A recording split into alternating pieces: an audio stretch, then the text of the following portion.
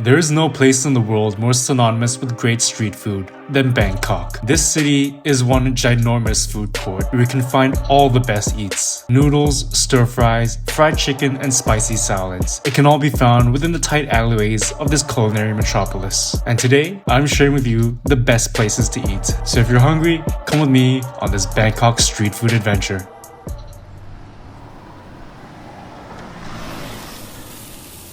So I'm at a place called Hoi Tod, and this is literally the largest plate of food I've ever seen. The largest plate of a han tam sang. Let's step back for a moment. What is a han tam sang, and what makes Hoi Tod so unique? A han tam sang is a category of one-plate dishes meant as a convenient and easy meal. Literally meaning made to order. You can get whatever you want. Noodles, rice, curries. But Hoi Tod takes this quick and easy concept and inflates it to another level. Yeah, I ordered the Krapao I with Thai Dao. So it's like a minced pork, stir-fried basil over rice. Full disclaimer, this is the special portion. I ordered the pisset. So pisset comes with this like big honkin' plate of rice with the big toppings. You can also order like the regular size, which I guess it's a more like reasonable proportion. But this one it's massive. And you wanna know how much this costs? This whole thing only costs 50 baht. That's like just a little over $1. That is insane. So you can see all the chilies, the bits of minced pork. So I would describe this as more like a rustic dish. So it's like chunky pieces of fat, chunky pieces of pork. There's huge pieces of basil in there, the Thai holy basil. You saw the chef cooking it, and he just kind of nonchalantly put it all on top. This looks so good. Enough talking, let's give it a bite. Get some of the minced pork, some rice.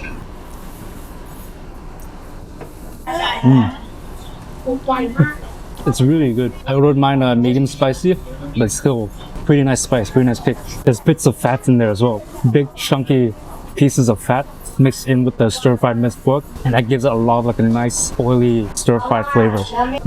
Delicious. You can try the piece of the basil by itself. So it is like a Pad Krapao. So basil is the most important ingredient. Yeah, very aromatic. Still a little bit crispy. A little sour, a little salty. It's good. This is a very saucy krapao as well. The stir fry is a bit wet. I especially like a saucy krapao because all the sauces, the juices from the meat, the fat, the soy sauce, the fish sauce, it all soaks into the rice, making it like very rich in flavor, I guess. That's how you describe it. Dry Pad Krapaos do exist, such as at Mark Wiens' Pet Mark, where it's a dry stir-fry that's packed full of spices. You can check out my video if you're curious about trying out this viral Thai restaurant. It's just a lot of food. It's insane how much food there is, only for 50 baht. I was pretty confident in the beginning. Good pacing, delicious food. Finishing this plate looks easy, but I soon ran into a little problem. I will say though, due to the amount of food just piled on top here, it is a bit messy to eat. I've already spilled some of the minced pork onto the table. I normally eat very fast, but since there's like a mountain of food and there's like a real risk of everything just spilling out of the plate, I'm kind of forced to eat slowly for this one, just taking small bites at a time. About 8 bites into this plate of minced pork and basil stir fry, all I did was made a small dent and created this Krapao volcano thing. I don't want this thing to collapse, and eating slow just makes my stomach full quicker. You can see, as the man was scooping rice on the plate, I was like, what, 6-7 scoops? 6-7 portions of rice just for one plate? Man, it's crazy. But yeah, this could easily feed like, I don't know, maybe 3 or 4 people, maybe an entire family.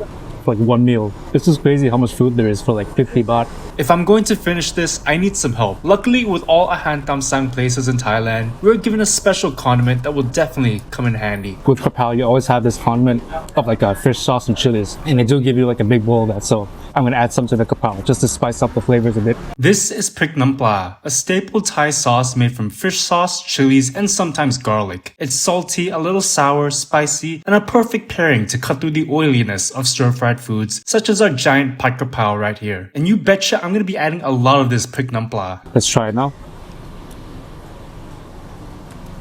Yeah, a nice bit of acidity, sourness, and spiciness to cut through a pretty oily and heavy stir fry. This is actually pretty detrimental to my health because recently I've been weighing myself and I earned an extra like 2 or 3 kilos. This big plate of food isn't helping. But I have been meaning to try this place for quite a while now. I'm always gonna take an opportunity to try out new places. I also ordered a kai dao on the side. When it was served, you can barely see it. It was like covered in all the stir-fried minced pork. Let's try a bit of the kai dao, the fried egg. Okay, this one seems to be like a pretty hard fry. The egg is like cooked all the way through. I personally prefer like a more raw or runnier yolk, but it's okay.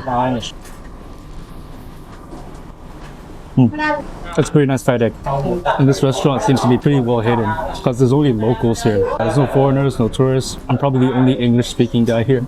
It's right around lunchtime too, so yeah, a lot of locals come here. It's a very local place. There's a lot of carbs in here. After a certain point, it stops becoming the minced pork and it's just like pure rice. You see at the bottom of the plate, all the juices, all the sauces piled up. And so every single grain of rice is just covered in that delicious minced pork Krapao sauce. If you need a lot of energy throughout the day, just going running at the nearby park, for example, this might be a good meal for you. It's actually getting pretty spicy. I feel like the more I eat, the more spicier it gets. Just scrape up the last few pieces of the minced pork. Okay, man, I'm like really full right now. Hoi Tod is a Thai street food enigma. In a city where cost of living and prices are skyrocketing, somehow a small street food stall in a small little alley is still serving up great food and gargantuan portions at a price that is extremely affordable to the regular folk of this ever-growing city. That was a filling meal and I'm so full. But one thing to note is that they don't accept online payments, only cash. I was caught empty-handed with no cash, so I had to make all my way to an ATM, get some money, then come back and pay. Just a little thing to note for if you guys are coming to the restaurant. Hoi Tod is a local hidden gem that I highly recommend if you're looking to fill yourself up for a price that is more than reasonable. Since I've eaten a huge portion of food, I'm gonna go to the park. There's a park nearby called Chatuchak Park, and the weather right now is quite nice, even though it's sunny. There's a lot of nice rain. And it's also a great opportunity to show you what parks are like in a city where people tend to avoid the outdoors due to the crippling hot weather. So yeah, I'm just gonna walk to digest this food a little bit. Before we continue, I just want to say if you're enjoying the video, how about giving it a like, and if you want to support me, then I would really appreciate it if you subscribe. Alright, let's get back to the video.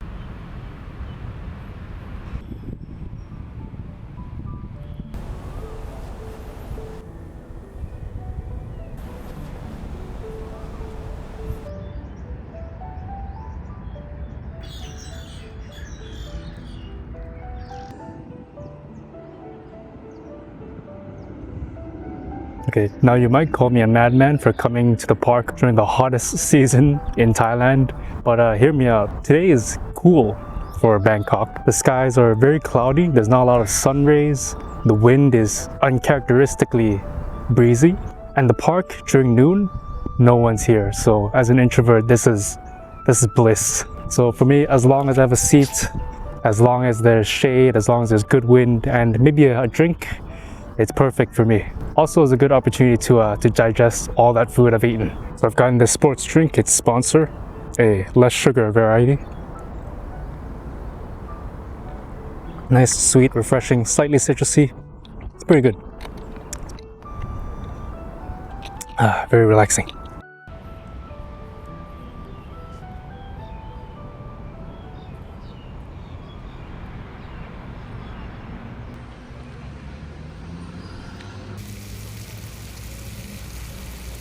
So we're here, we're at a local restaurant. We're eating one of my favorite foods while growing up as a kid. It is Hoi Tod. So basically Hoi Tod is like this oyster omelette pancake made with like a mixture of egg and rice flour batter with some oysters thrown inside, fried to become like this crispy sort of pancake omelette like creation. It's served on top of bean sprouts, and sprinkled on top is a bunch of like green onions and chives.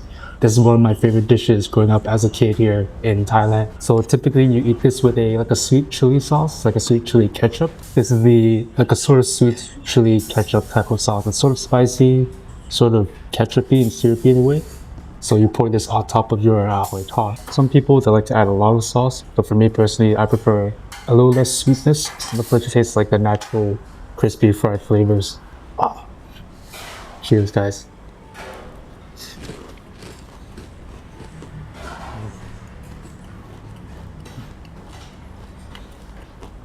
That's really good. The egg omelet with the addition of the rice flour, it's so crispy, so crunchy. Parts of it is undercooked, so there's a bit of like a chewiness, and a little bit of gooiness as well. But it's mostly dependent on the shop. But this place, they do it like really, really crunchy, really crispy. The bean sprout at the bottom, they're a bit wet, but I do prefer like a much more drier bean sprout. But that's okay. It still retains a bit of that crunch. And that sweet chili sauce. It's not too sweet. It's a little bit tangy, and there's a little bit like a slight kick from the chili. It's just perfect. Okay, I've managed to isolate a piece of the oyster here. Let's give it a try that so. That's a pretty nice, pretty firm oyster. Oh, there's a bit of like an oceany bryness to it, but overall it's a pretty good oyster. This is amazing. This is bringing me back to my childhood. I don't really eat Hoi Tod anymore as an adult, but man, this brings back a lot of memories. You also get like a nice charred, smoky flavor from the griddle where it was fried. If you watched my previous video about comfort foods in Thailand, where I had Pad Krapao I, it's a similar sort of experience to that. It's all about the crunchiness, the smokiness, and the pure flavors of just egg, rice, flour, and the oyster. Man, I just love eating. Okay, last bite.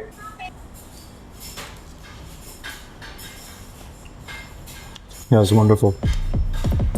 This next place I'm bringing you to, you wouldn't expect it, but Thailand has some incredible fried chicken. And it's not a Western dish either, it's an authentic local dish that's eaten quite frequently. And when you have it hot and fresh, that is the best thing.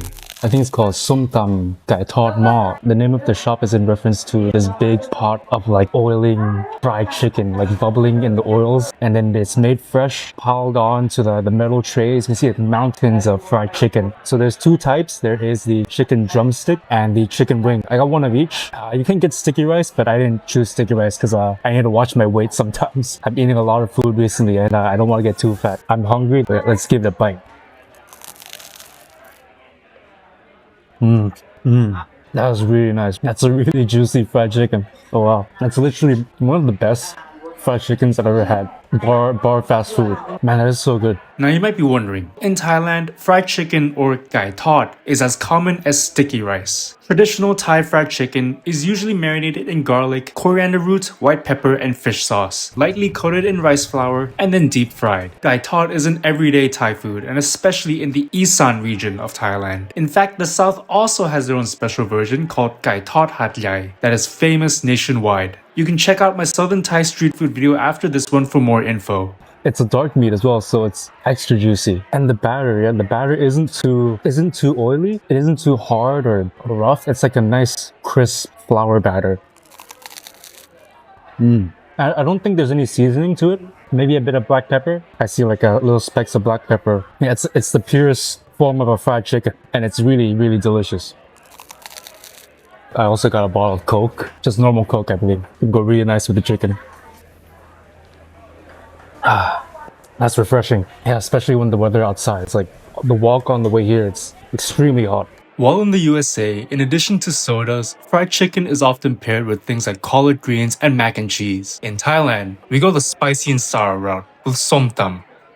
Thai papaya salad, a spicy and sour salad made from unripe green papayas that's been pounded in a mortar and pestle along with garlic, fresh chilies, lime juice, fish sauce, and palm sugar. It's an MSG probably as well. Some versions can also include tomatoes, long beans, and roasted peanuts. Originally from Thailand's northeastern Isan region, Som Tum is now one of the country's most popular street food dishes that's paired perfectly with fried chicken. In Thailand, you have many different types of variations. There is Som Tam Korat, Som Tam Thai, Som Tam Khai Kem. This one is your typical Thai Som Tam Thai. Go through, let's dig in. There's some nice crunchy pieces of papaya here.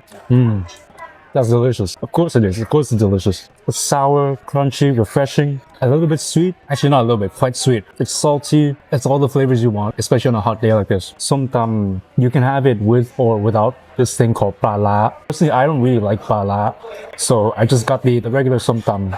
Oh, and I ordered it with a medium spicy, just to get like a nice balance of flavors. What a lovely bite.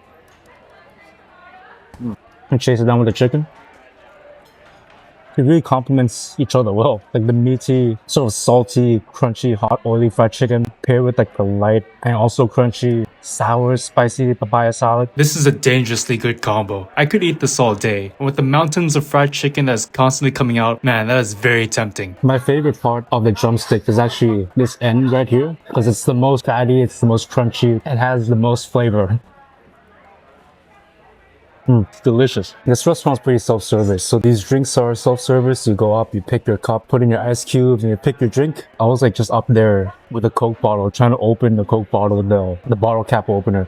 And I was like struggling so hard. And it felt pretty awkward. Awkwardness aside, before we move on to our next destination, and trust me, you'll want to see where I end up next, I still have one more essential dish that you must order when eating Som Tum. Next up, I also ordered Kho Mu Yang, which is this plate of pork here. Really nice, juicy grilled pork neck. Kho Mu Yang is Thai grilled pork neck, and it's delicious. The meat is usually marinated with garlic, soy sauce, fish sauce, palm sugar, and pepper, then grilled over charcoal until slightly smoky and caramelized on the outside. Because pork neck has natural marbling, it is incredibly juicy, fatty, and tender. And with the smoky, crispy charred edges from the grilling, beautiful. And when done correctly, it could be like the most magical thing you put in your mouth. It's a bit dry because I've been taking a B-roll and footage of the other foods, but it still looks meaty, nice and juicy. Let's give it a try.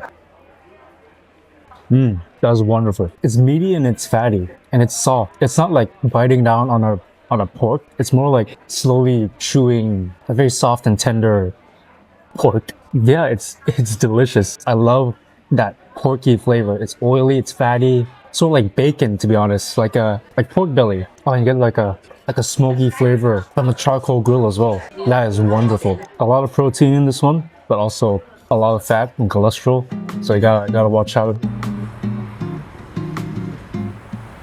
That was an incredibly delicious meal, but we're heading on over to our next destination now. And actually, this isn't planned. I just found this while searching for the next place, but there's a capybara cafe nearby. I have never seen a capybara in person before, so I really want to see a capybara. I saw them a lot on social media, but it's a good opportunity, so I'm gonna go look at some capybaras. This is one of the half dozen or so capybara cafes located across Thailand. And first things first, entrance fee is 400 Thai baht. That is crazy expensive just to look at some capybaras? Huh? Anyways, we get inside the cafe and we're led to this little pool at the back where the capybaras are chilling alongside some ducks. I don't know what's going on with this fella right here. Maybe it's the wife shouting at the husband. I don't know. Looks very aggressive though. Capybaras are known as the world's largest rodents. They can weigh up to 70 kilograms. That is more than a lot of adult humans. Despite their size, they're also incredible swimmers, hence them chilling in the waters here. They can spend up to 5 minutes underwater and they've been observed to actually sleep underwater as well, with their nose pointed above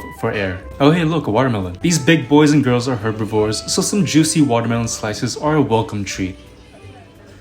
My guy's just chilling. Eating good today. I apologize for the lack of vlogging, but they're putting on copyright music on full blast, and I don't want my YouTube channel to be hit with a copyright strike. Capybaras are very gentle creatures. They're so docile in fact that they're nicknamed nature's ottoman, as a lot of wildlife like birds, monkeys, and rabbits can be seen hitching a ride on the backs of these capybaras. Capybaras are very sociable creatures. They love interaction, but I don't know what's going on with this one here. Just out in their own world, hiding away from everyone else. Very lonely. Maybe they need a friend. Let's go be a friend. Yeah, no capybara can resist a watermelon. Once I got my fill of the capybaras, I went into the cafe section to enjoy my drink. This drink was an additional 120 baht to the entrance fee. What the fuck? I got a strawberry soda. It was alright. There are other animals here as well, such as these Chinese bamboo rats and these meerkats. They're pretty cool. But yeah, the capybaras, they were pretty cute. Everything was alright. It was a bit expensive though. 400 baht just to go see the capybaras. Plus 120 baht for the drink. Incredibly expensive. But yeah, it was a nice cafe, nice little side quest. But now let's head on to the next destination. So while strolling along the streets of Bangkok, I made my afternoon coffee. And I came upon this little tiny coffee shop, like a little nook on the side of the road. And I ordered a Olean coffee here. Café Olean is a traditional Thai coffee drink made from strong brewed coffee mixed with roasted grains, brown sugar, chicory, and sesame seeds. Olean is traditionally brewed using a sock-like cloth filter. where the ingredients are placed inside and the hot water is repeatedly poured through. And yes, it's always served ice. It's really refreshing. It's a little bit smoky, a little bit like a burnt caramel flavor, pretty nutty maybe even, and it's sweet. It's really refreshing. It's delicious. I've been walking for a while now and it's really hot and the sun is blazing. It's a really nice atmosphere. It looks very nostalgic. There's a lot of like old newspapers on the walls. There's like a really retro vintage TV playing movies, I guess. I mean, I wasn't born during that time, but it feels really nostalgic. And the coffee is great too. Moving on, while strolling along the scorching streets of Bangkok, I caught an irresistible whiff of chilies being stir-fried in a smoking, sizzling hot wok. A genius marketing tactic. And of course, I had to find out what it is that they are serving up. And it's this restaurant here. The place is called Heng Yot Pak. I love their slogan. They have the slogan here that says, Kin Mai Ru In, which means like eat without knowing what is full. Just kind of encourages you to just keep eating. It was here where I discovered that this Thai street food restaurant specializes in a dish known as Rad Na. Rad Na is a classic Thai noodle dish topped with a thick, savory gravy, and the luscious gravy is made from soy sauce, garlic, and starch. I ordered the Rad Na Bami Krapao, deep fried crispy egg noodles lathered in that Rad Na gravy. You heard that right. Usually Rad Na is served with white rice noodles, but I got deep fried egg noodles. Toppings include Chinese kale and a choice of proteins such as pork, chicken, beef, or seafood. I got pork. And this is one seriously comforting and heavy Thai noodle dish. So we got our dish and you can see these deep fried bami krap egg noodles. Now they are deep fried, but since they've been sitting in the Rad Na sauce for a while, they did become soggy. Yeah, let's give these noodles a try.